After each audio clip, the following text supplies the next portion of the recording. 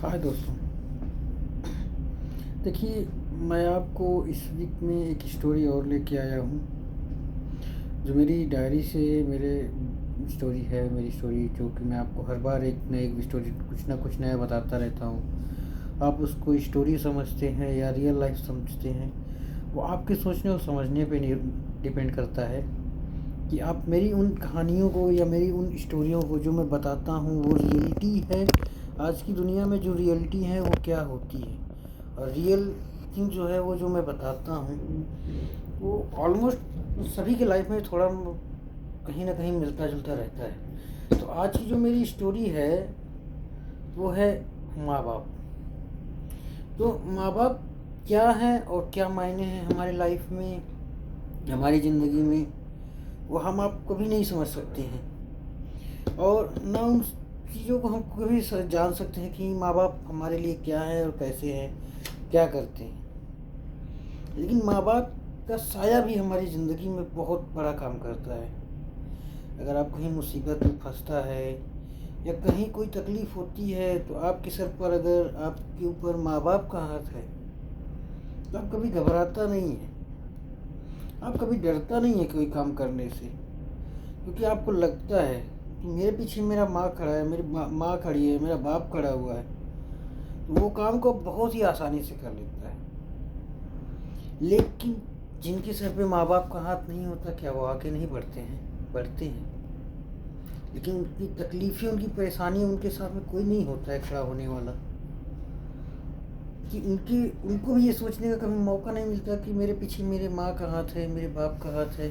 अगर कुछ बुरा हो जाएगा, कुछ खराब हो जाएगा तो मेरे माँ बाप मुझे संभाल लेंगे। इसलिए वो ये सब चीज़ें बहुत सोचते हैं कि मेरे पीछे कोई नहीं है, और जो भी करना है बहुत सोचना है, समझना है, उसके तरीके से ही उनको करना पड़ता है।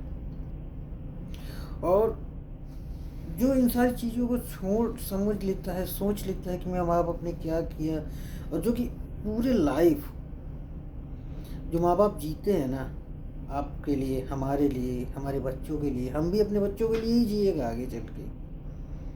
तो हम भी अपनी खुशियाँ, जब एक टाइम आ जाता है तो हम अपनी खुशियाँ छोड़ देते हैं, अपने सारी कुछ को त्याग देते हैं, जो हमें पसंद है नापसंद है सबको छोड़ देते हैं सिर्फ अपने बच्चों के लिए। क्योंकि एक समय हम भी वही कैटेगरी में आ जाते हैं, उसी समय पे आ जाते हैं कि हम अपने माँ बाप को, जो आज हमारे माँ बाप हमारे से लिए हैं, तो हम आगे चल के हम भी अपने बच्चों के लिए वही होते हैं। लेकिन अंत में मैं एक ही चीज़ बोलना चाहता हूँ, ये पूछना चाहता हूँ आप लोगों से कि ऐसा क्या है कि आप हम अंत में क्या देखते हैं, लेकिन उन्हें अंत में क्या दे सकते हैं?